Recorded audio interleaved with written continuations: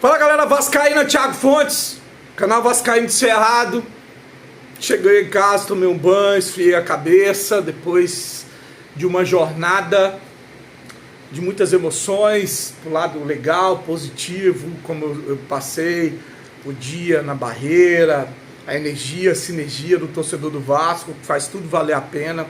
A torcida do Vasco sempre vai fazer tudo valer a pena, festa linda no Maracanã, né?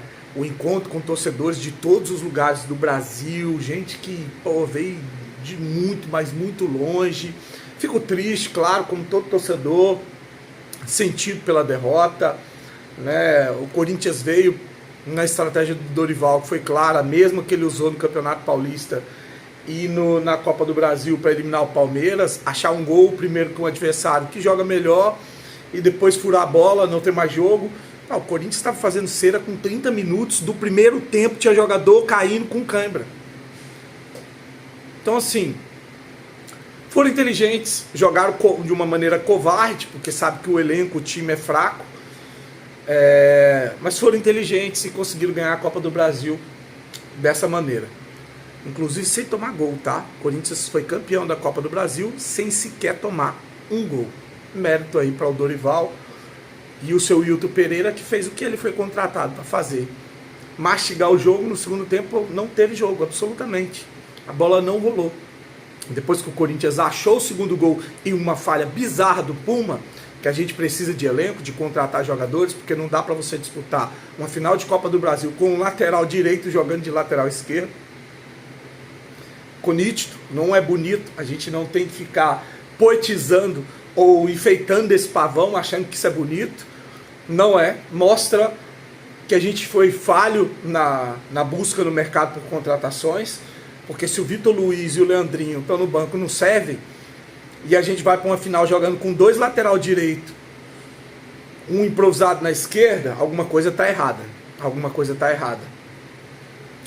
E uma partidaça do Thiago Mendes, tá? Quero aqui tirar aqui o chapéu para o Thiago Mendes, que foi um cara que chamou a responsabilidade. O Barros acho que sentiu, o Ryan sentiu, apesar de no final ali ter tido uma oportunidade. Acho que o Ryan sentiu também, teve aquele lance que ele puxa um contra-ataque e dá a bola pro Coutinho, o Coutinho não faz o gol. Coutinho também, que era o jogador para botar a bola debaixo do braço e resolver, não resolveu. Seu Léo Jardim em um dia pavoroso, pra galera que critica quando eu falo que tem as deficiências dele, lógico, tem mérito ter classificado o Vasco 6 vezes seguida nos pênaltis na Copa do Brasil. Se a gente chegou à Copa do Brasil, deve-se muito às defesas do Léo Jardim em decisões. Agora eu quero mandar um papo aqui pros oportunistas de plantão, né? Os oportunistas de plantão. Porque já tem uma galera, a galera do discurso do vende correndo, vende logo, vende para qualquer um, voltou. Que o Vasco precisa ser vendido, porque enquanto a gente não for vendido, o Vasco nunca será campeão. Mas peraí, ô cara pálida. Que discurso é esse? De que se o Vasco não for vendido, a gente nunca vai ser campeão. A gente perdeu para uma SAF? A gente perdeu para um time que tem dono, que eu não tô sabendo? O Corinthians tem dono? O Corinthians teve o presidente expulso. O Corinthians teve roubo de material esportivo, foi pro Campeonato Brasileiro jogar, pedindo pro adversário mudar o uniforme, porque não tinha uniforme para jogar. 3 transfer ban. O Corinthians está numa situação financeira, estava, né, porque agora faturou 100 milhões para a Copa do Brasil.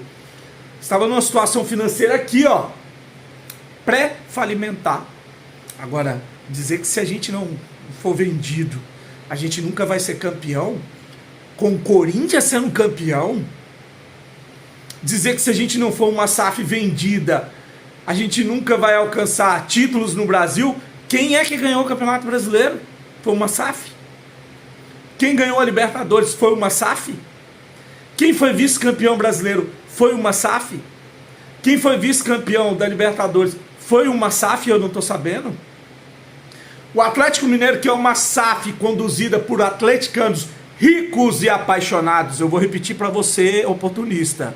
O Atlético Mineiro é uma SAF vendida para atleticanos ricos e apaixonados. Tem que botar na mesma frase para você ver a diferença.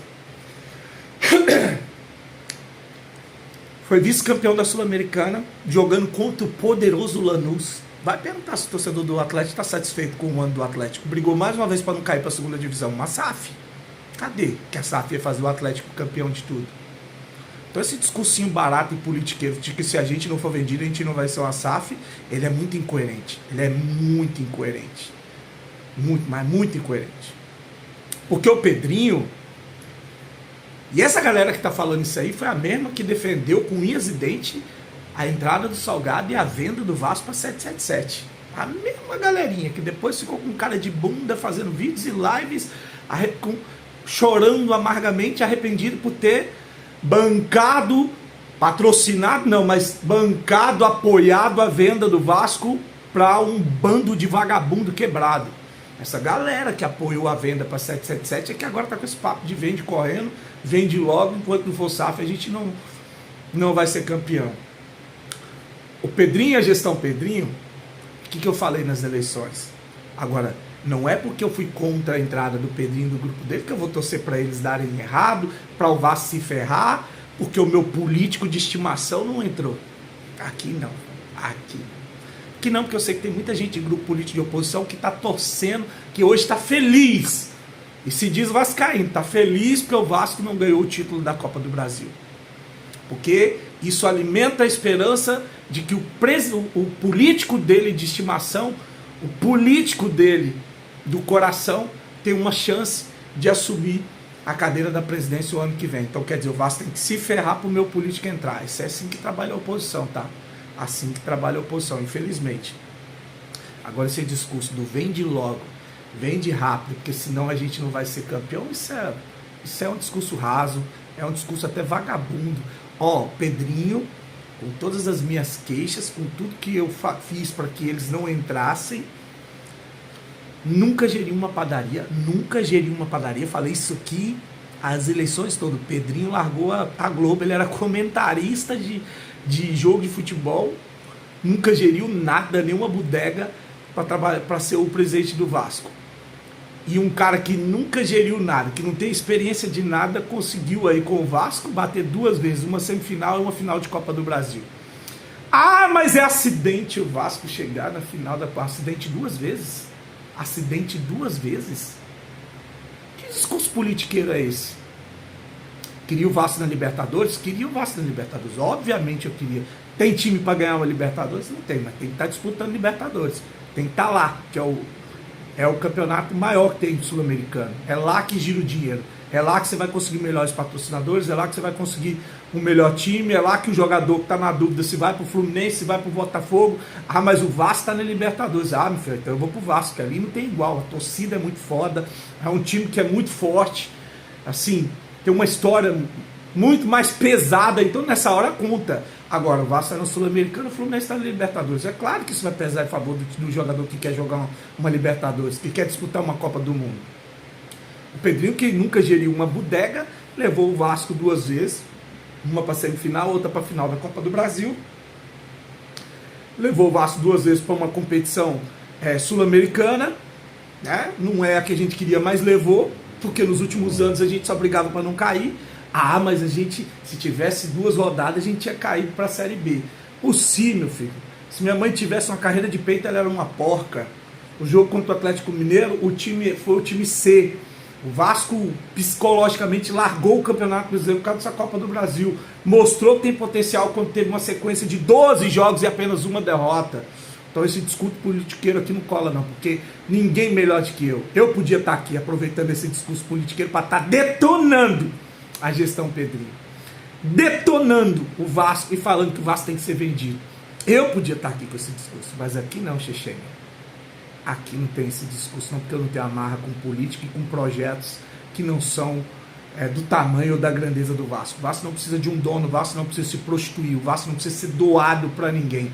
Vai entrar muita grana no Vasco, muita grana. O Vasco vai faturar esse ano que ele nunca faturou na sua história.